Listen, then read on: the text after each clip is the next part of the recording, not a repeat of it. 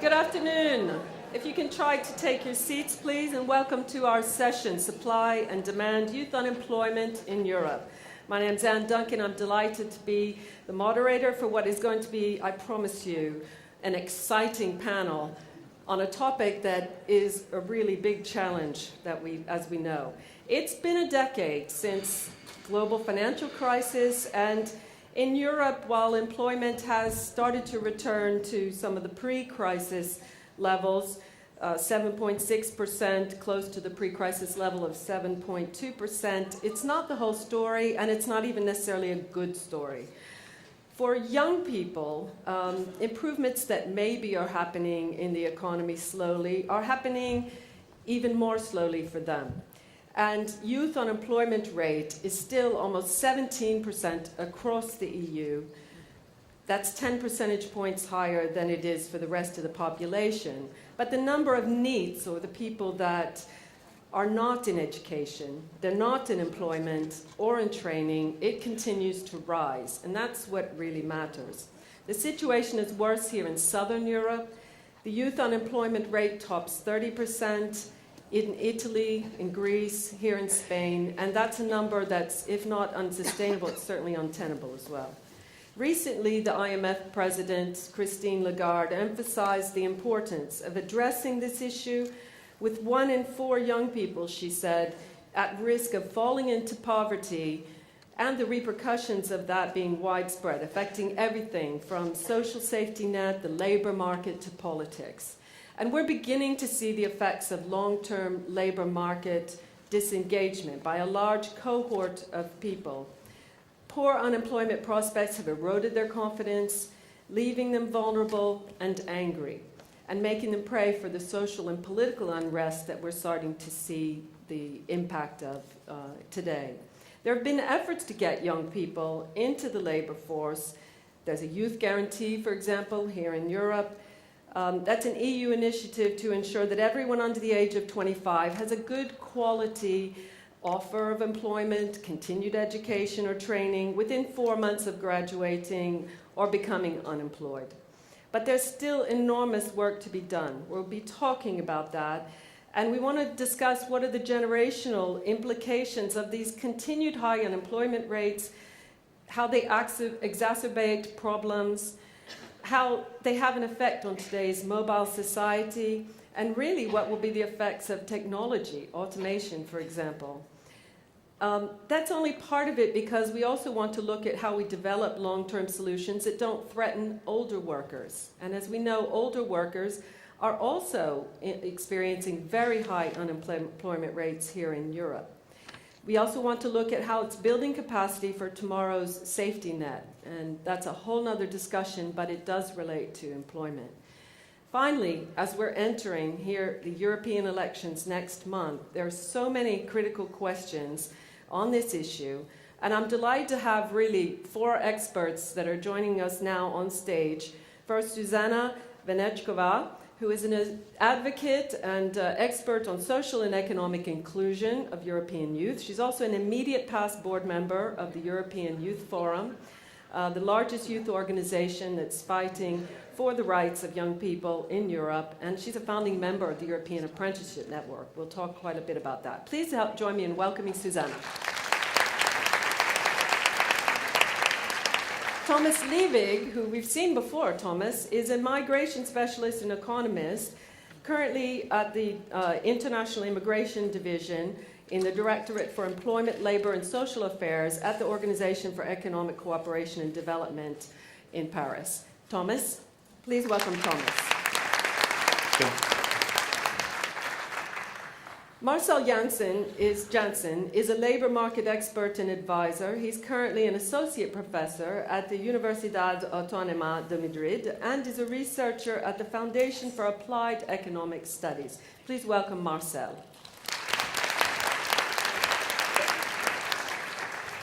And Maria Jose Martin, and you probably don't have her CV in the material, but we're really delighted to have the Managing Director for Manpower Group, the Right Management and Solutions, Maria Jose. Please welcome Maria. Okay, and I want to start really with what's going on in Spain. The youth unemployment rate is twice the average. I'm looking at Marcel now. Twice the average of the European Union. And in fact, it's reached as high as 40% in the last 30 years. And you've studied this in depth, and you've said that it's kind of indicative of what's going on across Southern Europe. Can you start us off by talking about what are some of the contributing factors, but also help us understand, what does that rate mean and the ratios and these other ways that we try to measure what that unemployment means? Okay, sure. Welcome everybody. Good afternoon. It's a pleasure to be here and the privilege. I don't get a chance to talk to an entirely female audience every day, so thanks for the invitation. There's a few men in the room. Yeah, the numbers are stunning. If you come from outside of Spain and people tell you youth unemployment rates reach levels above 50%, in fact, what do we refer to? Well, the 50% means that out of the young people who are actually looking for work, half of them doesn't find a job, is not working. That doesn't mean that half of our youth are unemployed, because the other half is still in education, right? So if we think about the percentage of youth who would be unemployed, we would have half, at the height of the crisis, half of the population, which means 1 out of 4 young persons would be unemployed, 2/3 would be at, 1/2 would be in school or university.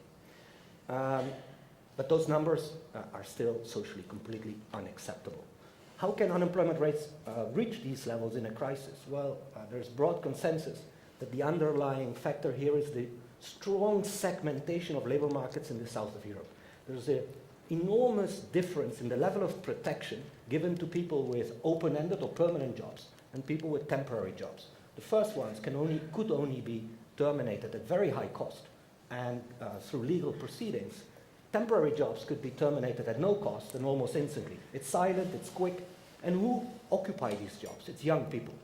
Before the start of the crisis, roughly 1/3 of all employees in Spain was employed on a temporary contract. The majority of these jobs were young people, and so when the crisis hit, what firms do is they use these jobs as buffer stocks. So young people massively entered the ranks of unemployed. In 6 months after the fall of Lehman Brothers, Spain destroyed about 1.3 million jobs. Right? It's impossible to tackle a problem like that when so many people are on precarious, unstable jobs. But high unemployment is not just an issue of the crisis. It's a structural problem in the south of Europe. So we also need to look at our education and training systems. Young people flow into the labor market with skills that are not on high demand. There's a very poor link between the demand of skills and the supply of skills. And in the case of Spain, our main preoccupation here is the huge share of young people who flow into the labor market as dropouts, as young school leavers or as high school dropouts. So just talk about those numbers, because I mean, when we say youth, we're talking about 15 to 24. That's what we tried. But what are you talking about precisely? So when I refer to youth, in the case of Spain, I could talk up to age of 40, right? Because they live at home until they're way in their 30s. But formally, youth is defined as below 25, so between 15 and 24 years of age. In the early 2000s, about 1/3 of these people had left education without completing upper secondary education. So they have only lower level secondary education, 1/3. That is more than double the average in Europe, right? And when these kids left school before the crisis, they easily found jobs because Spain was in a boom. The construction sector hired many of these young kids at salaries that were comparable to mine. What happened in the crisis? These jobs disappeared, and after the crisis, these jobs don't return. Right now, job creation is intensive in Spain, but we see that it's concentrated. Employment is rising fast for high-skilled youth, and it's not rising at all for low-skilled jobs. So we have a lot of people in the labor market who left school prematurely, who don't have the proper skills, and who have not acquired work experience in fields that may give them job opportunities in the future. So that's an enormous challenge. Okay, so we're going to be talking about what can be done about these things, but let's dig to another level if we could. And Thomas, you've talked a lot about the effect of financial crisis on the integration of migrants. And when we talk about migrants, you know, we have certain ways of thinking about migrants in Europe, because we had this promise of the EU that would be you could migrate, you could be mobile, you know, you could go anywhere. And so can you tell us how the young migrants in Europe, you know, how have they been particularly affected? And what are we really talking about, the populations that we're talking about when we say migrants and mobility in Europe? Yeah. Thank you. Pleasure to be back here at this distinguished forum. That we must really distinguish actually at least three different situations. First of all, there's the young migrants who have come from outside of the EU, particularly to Southern Europe, in large numbers just prior to the global economic crisis. If you look at the period preceding the crisis of 2008, there were about levels of immigration to countries like Spain, Italy, Greece, were about between 3 to 5 times the level that a country like the United States takes annually in terms of population. So very significant numbers. And Spain is actually really an example in case. And they were filling labor needs often in the lesser skilled segments of the labor market, in construction, in household services, actually helping a lot of Spanish women to enter the labor market. So this was actually creating job opportunities for others by liberating them from the more traditional tasks. So this was actually nourishing the boom in Spain, and a lot of these jobs were among the first to disappear. So that's the situation in Southern Europe. If you look at countries like France, Belgium, Netherlands, also Germany, Austria, and here the situation is again very different, because here there were not so large labor migration flows from outside of the EU, but when we talk about migrant youth in those countries, people think about people who are actually native born, but children of the previous so-called guest workers who arrived actually, a lot of them in the 60s and 70s, and through later family unification, they had children. And the problem was their parents were very low educated, very poorly integrated, because at the time this was perceived as a temporary phenomenon, no need to provide them with language training or any support. So the parents are poorly integrated, and their children, these children are very low educated parents. Obviously, they suffer a lot in the labor market. In a situation where in France, Belgium, or the Netherlands, for example, between a third and 2/3 of youths who are like in the need group or in youth unemployment are actually children of immigrants. So we're talking about a very significant phenomenon. And if you narrow it further down to the low educated need, then it gets even larger, the share. So this is a group of very specific concern, because these are native born. So one would perceive, and in the case of France, there's no policies addressed at this group. And then there's a third group, that is the free mobility within Europe. And here, actually, it's there's been a lot of mobility, but not so much from countries like Spain, Italy, and Greece, in contrast to what people read in the news, but much more from Central and Eastern Europe. These people are very mobile. These were much more mobile than what people were expecting. We have a good example. So we had the Polish plumber argument into Britain, for example. Exactly. That was much more than what people were expecting, and actually, because a lot of our colleagues when they did these estimations of how much impact would, for example, free mobility from Central and Eastern Europe have on Great Britain, they made estimations based on the previous experience of Spain and Portugal when they joined the European Union, and said, don't worry, not many will come.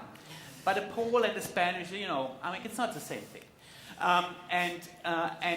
And so the result was that massive people were flowing, actually leading to a lot of reduction in unemployment in Central and Eastern Europe. So it was very beneficial from that sense. It had lots of other issues, and it's a very complex situation.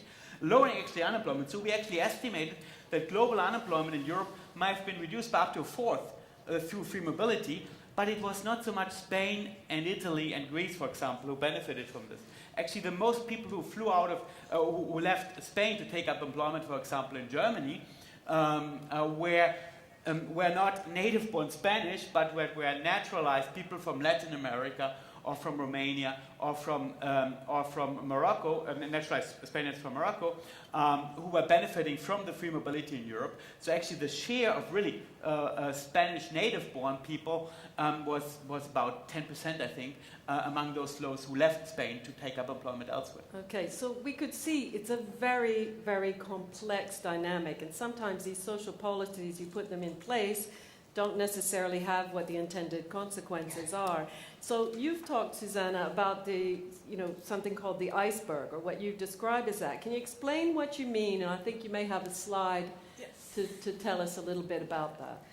Yes, so often when we are talking about the future of work, on unemployment, we are talking about statistics, skills mismatch, digitalization, and all these topics.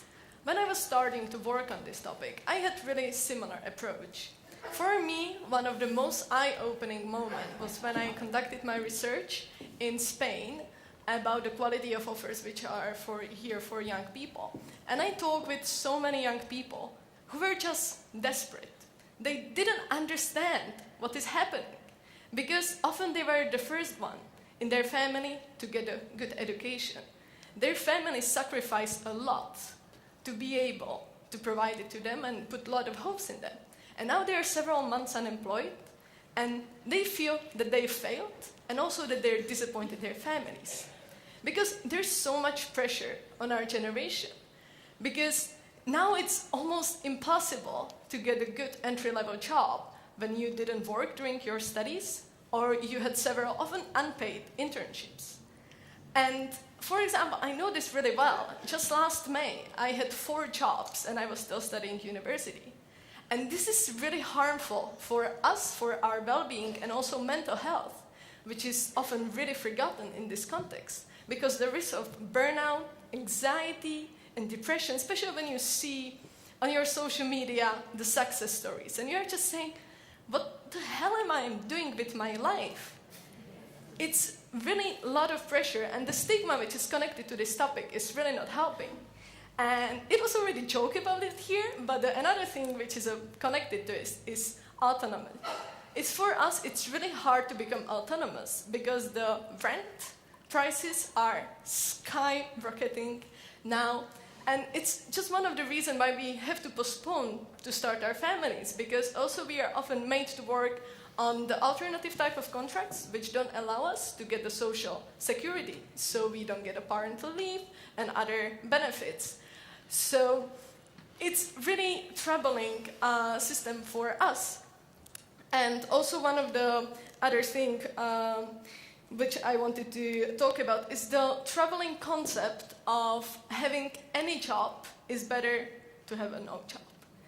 Because on us it's just expected that we are gonna throw away our dreams, our aspiration, because even Marx 150 years ago said that jobs are not just about your living. It is such a powerful tool for your self-development, for your growing. And when you are just entering the market with this feeling that you just can't get the job you want, and there was so much dreams for us generation, and when you remember when you were in your 20s, it's supposed to be the time when you are building yourself, when you are dreaming, you are starting, you are driving. But I just feel scared now. So shattering the dreams, the tip of an iceberg, that's really quite a scary concept. I'm looking to you, Marie-José, because, frankly, the Manpower's research shows that millennials, many of them, are surprisingly quite upbeat about their careers and even about this whole idea of working in a different way and having multiple. So how do we understand those two different things that are coexisting? This exciting opportunity and the one that we're hearing described now by Susanna. Thank you for your question, Anne. And thank you for inviting us to hear what to say after hearing Susanne. But it's real that sometimes we can do maybe a prototype about millennials, that sometimes we feel that they are softer, that they don't know how to work, but probably it's completely the opposite.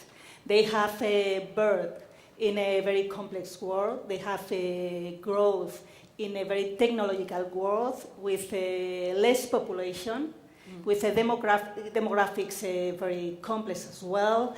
They have learned how to evolve as clients, so they are used to use technology for looking for things, for looking for an opinion, for doing collaboration between them in a lot of countries, so they don't need to move from their seat to get things and to get collaboration.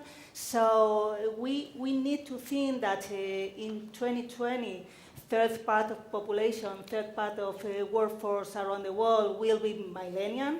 So they are really, really very conscious, and when we do our studies about candidate preferences in Manpower Group, they are really conscious about their professional career. They are very worried about how to build the career, what they need in terms of training, what they need in terms of jobs, what they need in terms of leaders. For them are really, really important, the purpose of the company, how they are contributing to the society, how their leaders are training them, supporting them in the growth. So I think that really is a real and perfect way to grow, and we think that we are learning a lot from them, because we are in an internal debate in the companies as well. Yes, exactly. How to adapt our leadership, that not always is very easy when you come from another generation with another hierarchies. And we're going to talk later a little bit about that. What kind of optimistic side of this can we have? I'd like to ask you, Marcel, because really just let's dig a little bit further down on this kind of future of work theme, which really is a different world of work. We don't have the permanent contracts, as we call them in various countries in Europe. We have this gig economy, this contracts as kind of jobbing, really. And those don't come with the same benefits as we've just heard. They don't come with the same kind of pension rights. It feels like policy is kind of lagging, really, behind the evolutions in the real work economy. So what implications, really, does this shift have? Not just for the sort of social safety net, but also, even looking at personal stability. I think we can dig a little bit further into that. So when I talk to my students, one of the things they know perfectly well is that their careers are going to be different than the careers of their parents. They know that they're going to be moving more. Sometimes it's voluntary. So in the upper segment of the market, there are highly skilled people, millennials that, they compete globally almost because they can offer their services everywhere. But all these young kids are going to be exposed to this, not just the bright ones, right? And so they're going to move frequently. The idea of very long-term jobs is out of the picture. And there's also going to be much more movements between, let's say, salaried employment and self-employment. And these new technologies are not just about new occupations coming up. Intrinsically, work is going to change. It's going to be much and much easier. We have a little bit of a sound problem. Yeah. It's going to be... Yes. It's me? I don't know if someone's mic is touching. Okay, good. It's going to be increasingly easier for firms using digitalization, internet, etc., to delocate activities, to externalize activities, or to hire people who previously would be hired on a regular contract. Now they hire tasks. Firms do no longer, in the future, will no longer hire persons. They will contract tasks. And they will contract a person if that is the most efficient way to hire or to contract certain tasks in a stable manner. But very often, firms will rely on tasks. And that means that some of the risks that typically were borne by firms are now borne by workers. Workers are going to be more exposed to risks, and our welfare systems are not prepared for that. Our labor market regulation is not prepared for it. So the first thing we need to do is strengthen our safety nets. That's absolutely so. But we also need to rethink labor market regulation. This strong difference between salaried employment and self-employment needs to disappear. And we need to guarantee equality in rights and obligations, irrespective of the contract you have and irrespective of the employment relationship that you may have, whether it's self-employed or not. Like that, where we should head to is a system in which you can move, but in between transitions you are well covered. Which is covered. We've had that in a way in Europe, haven't we? I mean, our structure is not quite the same as in the United States, where everything is really tied to the employer. We still have in Europe but it's tied to employment, not necessarily employer. Exactly. So young people are a nice example. If you want to build up rights in Europe, you need to work. Right. So our whole system of protection is built up on the idea that you accumulate long periods of employment, and then when you are unlucky to lose your job, you have entitlements. Okay. Now we have people moving around in the labor market without protection. Just to follow up on her, the numbers are really striking. A young entrant in Spain before the crisis, that is in good times, would take approximately 5 years to land on his or her first permanent job, open-ended job. 5 years. If we weigh in the last decade, this number goes up to 94 months. That is, for young kids who are entering the labor market in Spain, an open-ended job is becoming a myth for most of them. Yeah. For some it's voluntary, but for most of them it's against their will. So we need to rethink things, and we are very far away from this. Governments are really, really lagging behind it. And that's what we're hearing. You wanted to make a comment quickly, Susan. Really short one. It's not only that you have to work on really specific type of contract. Because, for example, now when I will come back to my country, I worked last 7 years and I'm still not eligible for unemployment benefits because I was contracted on different alternative types of contracts. I was paying my taxes, but still my employers managed to do it in the way that I am unprotected. I think many people have experienced that. So that's a very good example. So Thomas, what can be done? Because the OECD is quite active in these areas. For those who don't know a lot about how OECD works, it's the organization that not only collects data, but also creates a lot of the really good policy recommendations that then get adopted, such as the corporate, the corporate governance and other things. And I know that there's a lot of work being done on that. So how can we ensure that these short-term jobs and contracts, that they can start coming with the right protections? Is there harmonization? Because we just heard a cross-border example there personally. And that's really where harmonization has to work. Or we do see that companies can optimize what they do in terms of this protection. Yeah, thank you. Yeah, as Marcel said, we need to really rethink the system from the scratch. The big worry is not too much anymore the protection. The big worry for many is to finding a job in the first place. And particularly when you talk, for example, about migrant youth, many lack the networks to find a job. And here we need to find ways to create a level playing field. I think much about this is about creating an equal level playing field to avoid this dualism that's inherent. And that is actually, there's many different levels of dualism. You have a dual labor market in Spain, but then within that you have then again the dualism also with some migrants which have a specific situation because they lack the networks, but also other disadvantages. They often lack the networks to find the jobs. We know that between 1/3 and 2/3 of jobs involve some kind of informal contact, depending on how you define it, by the way. If you say that, depending on how the question is posed, if you pose a question like, was your network giving you the job, then you get a pretty low number. But if you ask, did you hear about the job from somebody in your network, that there may be an opportunity down there for that, with that employer, then it gets to 2/3 of employment in a lot of European countries. So it's a big number. So it's important. It's a really key part of getting the jobs, right? We'll hear about that in a moment. So that's continue. Yes. So that's and then obviously the issue of discrimination, which affects specific disadvantaged groups. Obviously migrants affect, but women can also be affected. We know also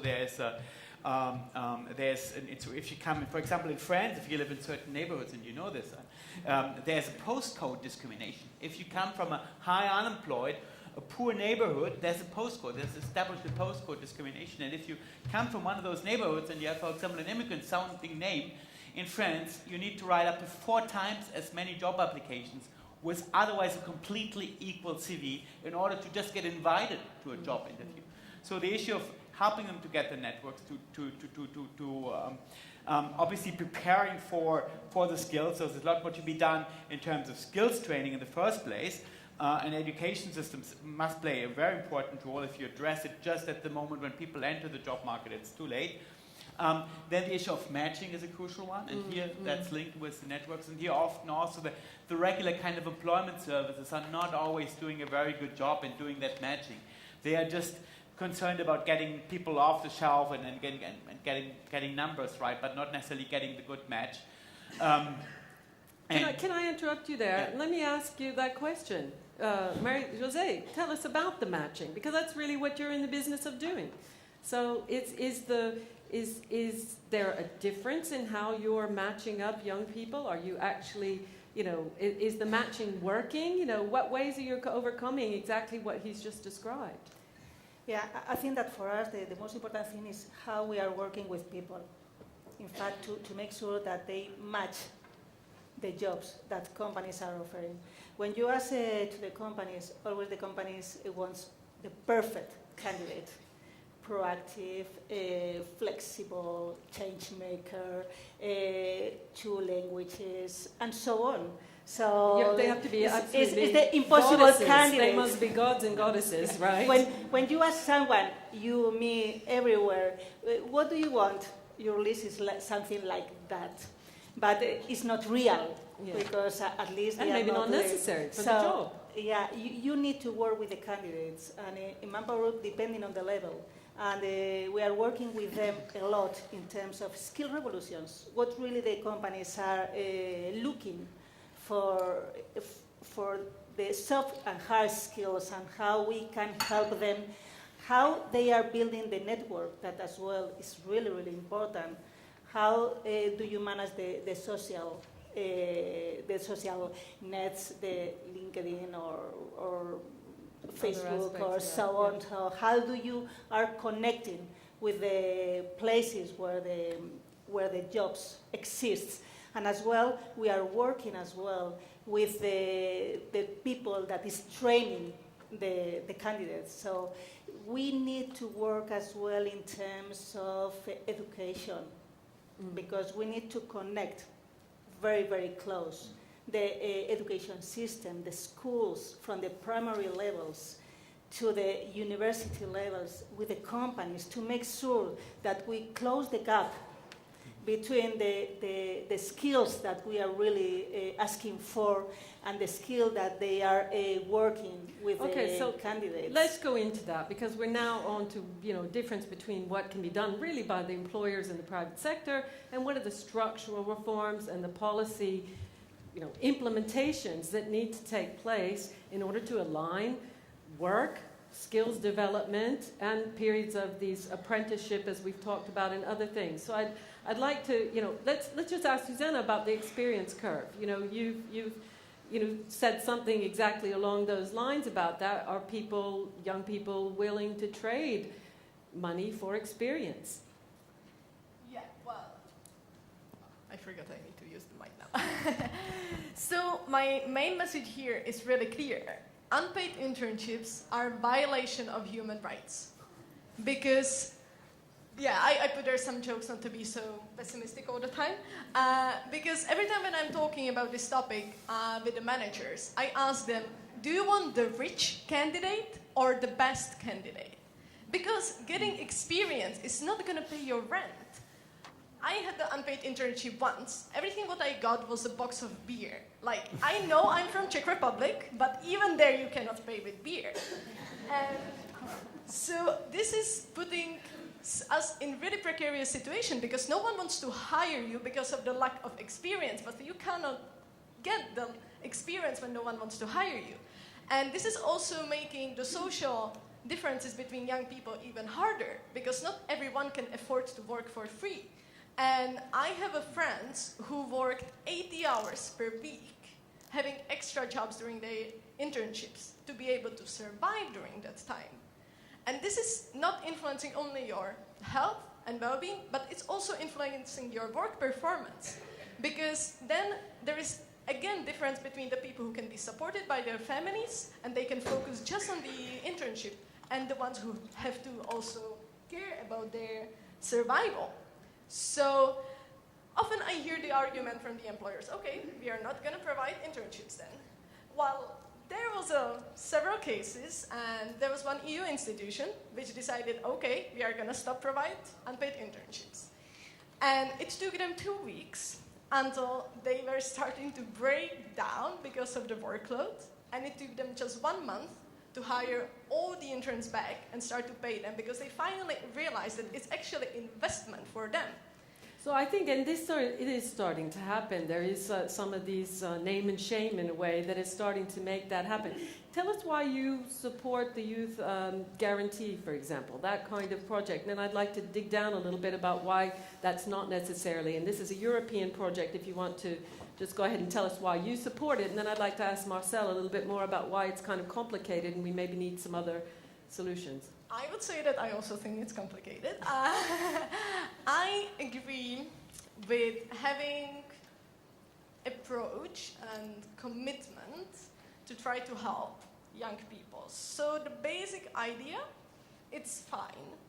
But there is a lot of space for improvement. There are, in my opinion, 5 main spaces for improvement. There is inclusivity, involvement of youth organizations, quality of the offers and monitoring of this quality, financing, and career guidance. So the inclusivity and involvement of youth organizations go very strongly together because youth organizations have a good knowledge of reaching to young people, and especially the ones which are the hardest to reach. And they also, because a lot of young people lost their trust in institutions, and especially employment services. So youth organization can help here to help these young people with the career guidance and with finding the jobs and connecting them with the network and everything. And also, it's really crucial that the youth organizations are involved on creating all these policies because they know what works for young people.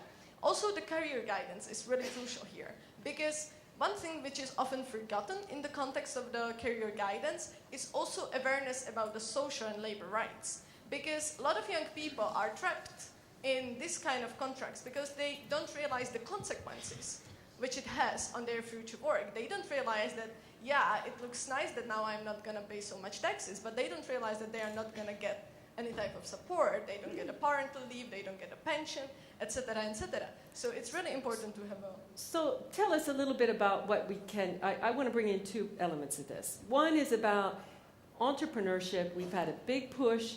And I know that, you know, the startup, the Silicon Valley examples that we've been trying to adopt now in Europe, we've got this program that's a, youth guarantee. We've got all these programs. Really, where are we getting some good traction? And I know, Marcel, you said you've got some statistics that can kind of share with us a little bit about what's really working, what's really pushing growth, and where are we really getting some traction that could lead us towards a more positive future? First of all, for those of you who don't know, the Youth Guarantee is essentially a commitment of authorities that any young person below 25 in general, or below 30 in the case of Spain, who left the education system and did not have an offer within 4 months, would be entitled to an offer that could be an apprenticeship, it could be for return to education or training.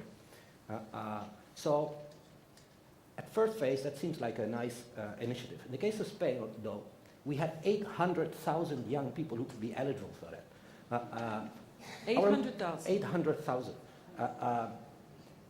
The Youth Guarantee is a nice idea for a country like my home country, the Netherlands, where in the crisis, some young people slip through the net because of a lack of employment opportunities, and you offer them an opportunity, you support them, fine. In the case of the southern European countries, and Spain especially, the problem is deeper, because many people are in the labor market without the necessary skills, and the Youth Guarantee did not resolve this, because the Youth Guarantee ended up supporting people who already did have the right skills. We subsidized the hiring of university graduates, essentially, and Spain failed to attract or mobilize the need. These young kids who are not in school, not in employment, and not in training. The ones who fall through the gap, really. Exactly. So the focus really should be on how to close the tap. We need to intervene before. It's not that we need a guarantee after young kids enter the labor market, potentially without the necessary skills. We need a guarantee that young people do not leave the education system without the necessary skills. Another example of unintended consequences. Exactly. So one of the initiatives that is throughout Europe is under a lot of attention is dual apprenticeships, the kind of German way of doing vocational education, whereby young people combine training in school and training in firms. Spain is one of the countries that has introduced the system, but it's under study in most countries. The first results are really good. I mean, I have evaluated these programs, and we're talking about insertion rates that are way bigger than the ones of university graduates. Young people flowing into the labor market almost immediately, because many remain with their current employer. So there's an example. So it's a school plus apprenticeship Exactly. program. We've So just adopted it in France, about for example. half the just time, starting that. it's alternation between training at schools and training at the firm. Firms really take up part of the training. In the case of Madrid, the region where I live, half the time is spent at the firm and half of the time is spent at school. So it's more practical as well. Yes, especially young people acquire the soft skills that are necessary in order to make their way into the labor market. What typically happens in the south of Europe is that the career starts, your working career starts when your studies end. So before it's the crisis, punctual, yeah. young people would enter the labor market without any work experience, right? They would be very heavily protected within family networks. Right now, these young people who enter the labor market have spent 1 to 2 years already in a firm, and their labor market integration is better. The fact that So they they've are already got trained means they're trained in the skills Mm. and the techniques and the technologies that are in use by firms, and firms acquire a lot of information on their young candidates. So I completely agree with Susanna that the abuse, because there is real abuse of unpaid apprenticeships. But there may be a light if we do this kind of combination approach. I think there it's may be a fine. light at the I think end. it's fine that someone can have relatively low paid apprenticeship once after leaving school, but there should not be this opportunity to rehire young people on apprenticeships. Churning it. Yeah. But we should really put the focus on bringing young people to the labor market with the right skills. And part of that... And a bit of experience. And a bit of experience. So closing the gap between our education systems and our and firms. In the case of Spain, it definitely means strengthening vocational education. She talked about the iceberg. But in the case of Spain, we talk more about the sand clock. Right? We have 40% of young people flowing in as university graduates, 30-40% dropping out without any degree, and then a very shallow middle, right? Where we have a lack of people with vocational degrees, intermediate degrees, and many of the university graduates end up occupying positions that would be filled by vocational education students or vocational degrees in Germany. It's very complex, and yet there seem to be some solutions that are emerging that can be adopted in a wider way. I want to just invite members of our audience, if you've got questions and comments, if you could just line up on the mics, and I'll start taking those in a moment. We'll do it a little bit different format, and then we'll take a few at the same time. So feel free to be number 3 in the queue, because we will get to you. But what I would like to do is ask Thomas, actually, to talk a little bit about the angle on technology and automation and some of the things that are also coming up that we hear a lot of the negative side of, eliminating jobs or reducing the ability for certainly those entry-level activities, lower skilled, to be able to be occupied by anyone because robots might do it. And maybe some of the other things that are positive about technology, such as the opportunity to do some matching, which could be done in ways that eliminate this zip code problem or postal code problem. Do you have some comments on that? Well, I know OECD's got a big activity around digital, going digital, but making that a human level digital. Yes, it both provides, as you said, both provides challenges and opportunities.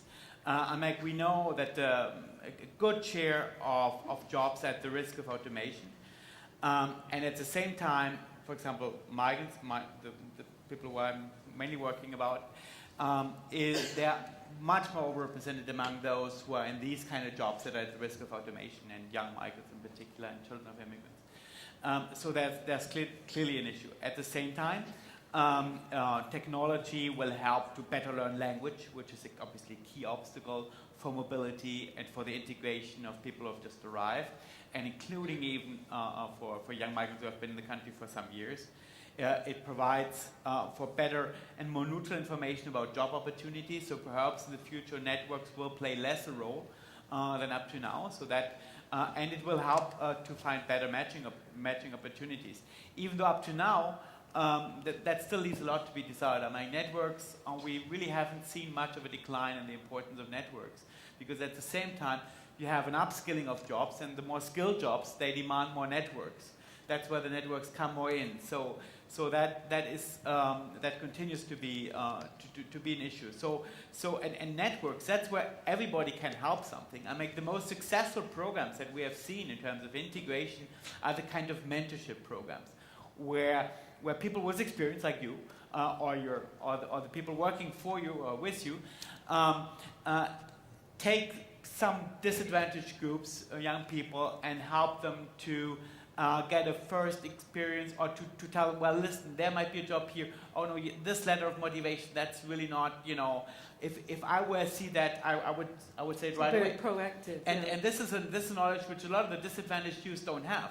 I mean, like me, as a German living in France, I mean, two neighboring countries, similar level of development. But when I have to write a letter to the French authorities, for example, I mean, you know this, there's, I don't know, 10 different closing phrases depending on to whom you address yourself. I have no clue about this. And the result is I get a refusal. And so if this happens to me, having lived there for 15 years with reasonable good French skills and a good education in a privileged situation, then imagine somebody who's in a very difficult situation. It's almost impossible for them to manage. And then it goes on in the job interview. If you, depending in some cultures, a good language skills means, if you put that, because you're more modest in your culture, it means that you're almost perfect. In other countries, you put good when you just have a very basic knowledge.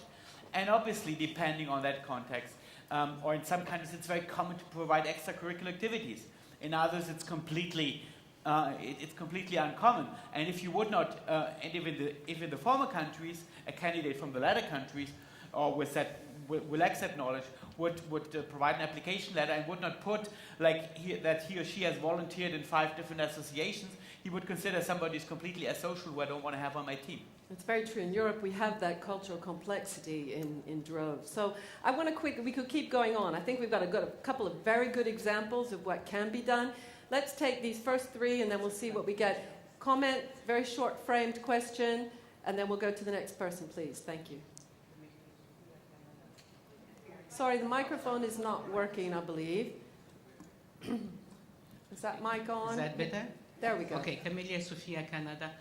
I'm listening to the discussion, and I know the situation is worse here in Europe than everywhere else in the world. But then, I'm just wondering if we are focusing, from both sides, from the young and from the government, on the right thing, because here we are about to get into a huge explosion in technology where you have G5, quantum computing, and life will change. And anybody that believes that you're going to be, do we need it, is it good for us or not, it's not going to be up to us. It's going to be like standing in front of the tsunami. Yeah. I mean, do we focus, like I see you focusing on, I want protection, is this, I did my studies, I want to work like this, and I want this. And the governments are focusing on policies. Is that where we need to focus? Or do we need to focus on what is it the right skills? And how do we work with companies? And how can we even know the skills? I think that's what keeps coming up. Thank you very much. Next question. We'll just take a few and see if you're aligned. Yes? Yeah. My name is Kenny Irmas. I am from Chile. And I heard about the youth unemployment, but I would like to know more about girls' unemployment. In Chile, one of the problems we have a great gap among unemployment for men and women, and also in the youngest. And the other problem is that we have a group that is increasing, that they call them the ni-ni, that means not working and not studying. I so think I that's would like to know. very good point. That's the need for us in Europe. Terrific. Thank I'd you. like to know Girls, about we'll, that. we'll get that one. Okay, thank you. Next point, question? Yeah, I just wanted to go back to the discussion about internships. I completely agree with what Susanna said about the need for paid internships. I used to work for a very large global technology company. I employed interns every summer and sometimes other times of the year. In every single case, they brought some of the most powerful, innovative, exciting, energetic, and competitive ideas to the company. One of the things that one of them brought was something called reverse mentoring. Does anybody in here know what that is? Yes, Yeah. we do. Great. So incredibly Really good powerful, and every one of those interns has gone on to make an impact in all different fields, not just Okay. technology, publishing, financial services. So they are the key to our future. Thank you. Three terrific questions. One, starting off with skills or comments, actually. Skills, how technology is going to change that, and really how are we going to predict, and policies have such a lag. Second one on girls, try to see if you can integrate that. Do we have different numbers there about girls, and is there differences that should be involved? And then this idea of apprenticeship really does seem to be resonating, both in terms of experience, and who would like to sort of pick up one or the several? So being a teacher myself, I'm a university professor, that's my main occupation. We obviously think about this the whole time. What do we need to change in our education systems? Because it's true. The future is going to be completely different than what we know so far. That is what we know. But how it's going to look, we really don't know. So the two conclusions, and they are very broad and somewhat unsatisfactory, is, first of all, skills matter a lot more in the future than they used to do before. So it's a lot more important in the near future that our children enter the labor market in the future with not the right skills, but sufficient skills at least. At the level of education required to make a good living is essential. And then the second thing is we can't narrow them down to certain occupations, because about 80% of the occupations that will be here in 30, 40 years are not here for the moment. So people need to be versatile. We need creativity. They need to be adaptive. All of that sounds easy, but it's far from easy. So we need to rethink things, but how to get students really to adapt and be problem solvers, at least in Europe, much less so in the US, requires a reorientation in our education systems. That's you're right, and I think that's one of the cultural aspects. The student population is quite different here. Maybe I see Maria Jose is shifting her head on that. No, I want to speak something about the skill revolutions and technology, because it's true that we need some very clear skills in people. And we are not speaking about girls, boys, we are speaking about talent, about people, about persons. Technology is here, and maybe we are late, because we need to do things as soon as possible. When we speak about the STEM is not only STEM. You need people from law that really understand what is in internet, what is about cybersecurity, cyber law. We need teachers that understand really what is the digitization, automation, because they need to teach children to grow in a different way. And we need to do it faster, don't we? We need a transversal education, and skills are so important now. And that really is the gap that polarizes. Just to give you an example of what we should not do. 6-year-old kids in Madrid study robotics now. Now that to me strikes me as something completely idiotic, right? And I've heard you shouldn't even have them doing coding at the moment. So, there's kind of I can see we've got two Susanna really wants to jump in on this one. Please do, go ahead. I just want to highlight one really short thing about the skills. We have to finally stop to look only at the schools and formal education as a way you learn. We finally need to recognize the skills gained outside of the formal education, through sport, through volunteering, through youth organization. I learned so much in scouting. Like, I became a project manager thanks to scouting. So that one. And for the girls, there's a really good example in my country because we have the lowest unemployment, 2%. But then when you look at the number of needs, there is such a huge difference. There is 10 times more women in the situation that needs than men. And it's connected to the parental leave because we have 3 years of parental leave and so much other structural problems in different areas. So that's why it is really important to not look only at the unemployment, but the needs rates and other aspects. And the needs of those that are not in any kind of activity. And quickly, Thomas, Yes. you wanted to say? Just very, very brief remarks. First of all, I think the education training systems need to adapt to, and echoing what Marcel said, to teach people not so much formal skills, but more to learn, and to learn continuously. And secondly, we need obviously the policies then to provide with that continuous learning for both people within the workplace and for the people outside of the workplace. In a lot of countries, there's a lot being done for people in the workplace, but much less for the people outside of the workplace. And for the people in the workplace, it's often then targeted to those who already have pretty good skills and who actually are much less at risk than at those who are more at the risk. So we need to address this. And regarding the gender aspect that was mentioned, I think it's one of the most striking things that when you look at outcomes for youth across countries, girls consistently do better in the education system.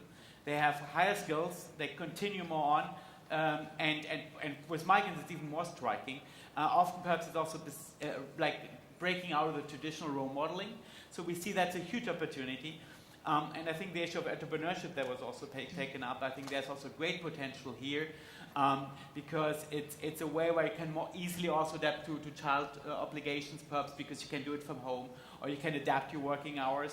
So I think there's a huge potential also on that end. So we have a lot of 3 really great examples. We'll take a very, very brief last question, and then I'll just pitch it to whoever seems most adapted. Please, thank you. Good afternoon. Belinda Stubblefield, IWF, Georgia.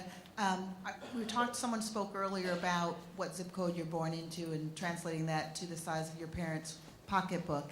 And we also know there's certain skills that are needed. And what we often see is those who are not necessarily as financially stable going to college and getting deeper on the wrong side of economic stability. So how do we think more creatively and innovatively around how do we get those skills, particularly for those who may not be able to go to a traditional college? It's a very good point. In Europe, most of our universities are free. So that's one of our high social costs is because university is included. So it's because we're focused on Europe, I wouldn't ask our experts to necessarily answer that question in the same way because I think in North America, certainly in the United States, but maybe we could talk about, I mean, one of the things that has hit youth is the fact that our social costs, which incorporate that education, are much higher. And that does mean that there's not as much employment because if you hire someone in France, you pay another 70% on top of that, almost 70% for social charges. And then the person pays about 30%, 28%. So there's 100% cost on top of that salary. And this is not, it's a tough thing. Does anyone want to kind of pick that up? I'm not sure if we can cover the continental difference, but it is we quite have significant. too many university graduates. So my problem is my classroom is at least 1/3 of the students in my Econ 101 are students that I personally would have advised to go to a vocational degree. So financing of education, I don't think or university education is not an issue. We need to strengthen primary and secondary education. That's where inequalities arise. Do it earlier. And that's also where in the US there's an enormous challenge. Yeah. Very good Early point. childhood interventions, that's the key. If we want to tackle inequality and we want to guarantee equality of opportunities in the US, then that's where we should start. And we're Stop on looking our at last universities, moment. start looking at I just want to adjunctive. give the last word to our young person up on the dais. Please, Susanna. I agree. In my case, university was useless for the job which I got. To be totally frank, because there were the other skills which I learned other way through all my work for the organization, for the NGOs and stuff like that. So it's also your role to stop. I call it university fetish in a way. It's not really necessary. So many people are falling in the depths just because employers want to have a paper. And when you look at the quality of the education at the universities, they're teaching us things which were actually 20 years ago. So I completely agree with apprenticeship, and it's also your task to look between the lines of the CV and to look on the other ways how the person could get the skills which they have, and not just focus on the university. So I think that's a positive note, is that we've got a lot of things to do. Thank you very much to our panelists.